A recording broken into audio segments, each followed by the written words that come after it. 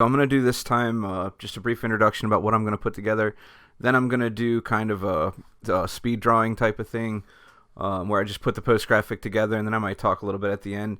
I may go back and at the end of this do some commentary over the speed drawing to talk about the episode, a little bit about Picard and how the show's going. So I'm going to go ahead and get started. I am going to introduce this first. We're going to take from the latest episode of Picard, which I think was called the Magic Box. It's episode 6, and we're going to make a composite of this picture here of wooden Soji. Right, we're going to cut her out across here, and then I'm going to build a background that shows this Borg cube, the captured Borg cube, or Borg artifact as they're calling it on Picard. And I'm going to put this ship from Star Trek Online, which is new. I'm going to put that in the scene also to kind of tie everything they talk about in the show together. So we've got elements from Star Trek Online and from the show, and everything kind of comes together into a nice marketing piece we can use for the podcast. So I'm going to go ahead and get started on that now, and here goes the speed up. So basically I need to cut out everything, all these individual design elements, and fit them inside of the general shape that we're going to use for our post graphics. So basically I roughly cut everything out. I don't get very close to begin with, make sure my composition's going to work the way I want. And once I'm happy with kind of where things are positioned, and I think the composition is going to be okay for the piece I'm building, I'll start cutting out a little more detail. So right here, we're going to start cutting out this new Star Trek Online ship. And we're going to use the Bezier tool and just run around this thing. And that tool makes it really easy. You can do straight lines, curves, you can do all kinds of shapes with it. You can use switch back to like the 2-point line tool or something like that. But I pretty much just keep on this Bezier tool the whole time because I can do straight lines with it and curved lines with it. You can get hard angles. You know, as you're drawing around it, if you tap the C key, you can actually grab or change direction and make a sharp corner, or you can just grab a handle and pull it and make a curve like I'm doing here.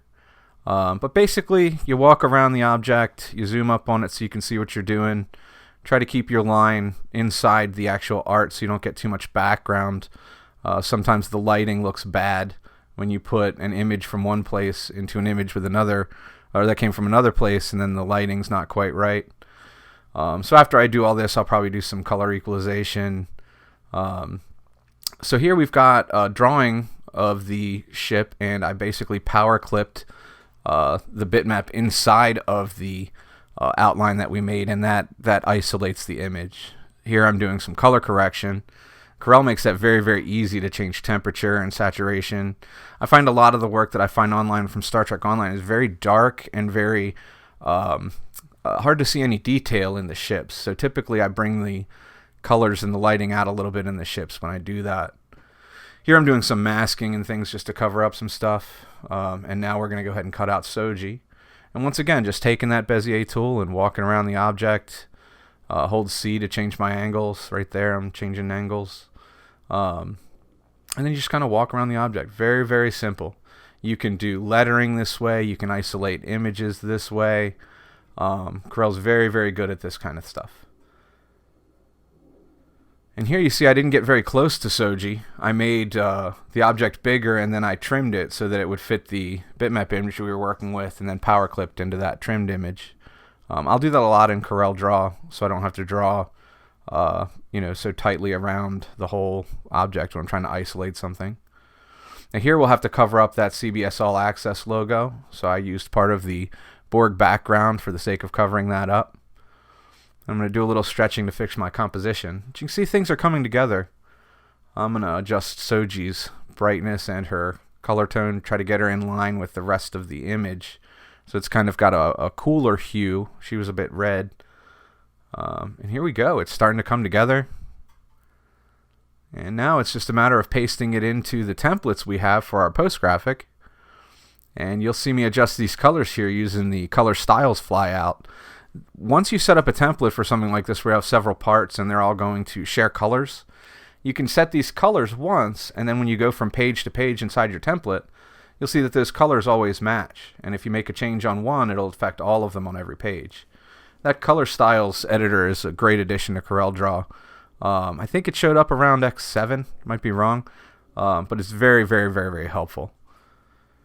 And here we're adjusting the transparency using the interactive transparency tool to make sure that we don't block the actress's face with the Delta Shield and Raise logo that we put on everything for Priority 1. So I tend to fade that out in the middle whenever it crosses someone's face or a part of the design that is critical to be shown. We'll just keep playing with the composition and colors. And that's that. Let's move on to the next one. Set up the YouTube image. So we use a similar design for each post graphic where we go and advertise this. This will be for YouTube. The last one was for the web page. And they're all similar, but they all have some slightly different characteristics because we don't want things to all be exactly the same. So we use, on social media, we use these square post graphics that I'm working on here because they show up best on Facebook and Twitter. And then on the website, we use the wide one. And on YouTube, we use a 16:9 wide aspect also with less LCARs on it to make it less busy. YouTube thumbnails are more effective when there's less going on them and you get more of the image that you're going to have in the video showing than text and things. And here I'm just looking for some imagery from the show that I can use for the community question where we talk about the secret box, the Romulan box that was important in the episode. And we'll just keep editing text and blocking off background parts till we get our image to look the way we want it. And then we can play with saturation and colors. I find Picard is shot with a lot of the colors really kind of washed out, unsaturated. I know that's the mood that they're going for, but I typically bring out some more color when I'm doing these. Okay, there we have it. Episode 451 of Priority 1 Podcast has their post graphics for today, and we are ready to send them off to Elijah and get that online so everybody can hear the latest episode of Priority 1 Podcast. Thanks for joining me today while I was working on this. Really enjoy putting these together for Priority 1. Can't wait to see what everybody thinks of the latest episode. Please like and subscribe. Let me know what you think in the comments.